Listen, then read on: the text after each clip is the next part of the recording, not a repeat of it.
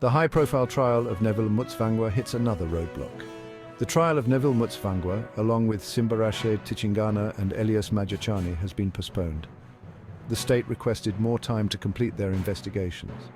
The three men stand accused of illegal foreign currency dealings and money laundering.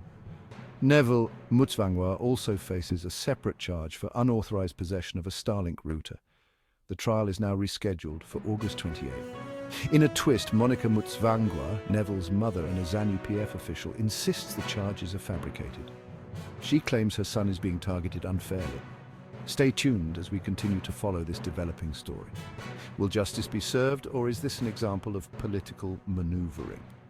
Only time will tell. Don't forget to like, subscribe, and turn on the notification bell so you don't miss any updates from Zim News Live YTS.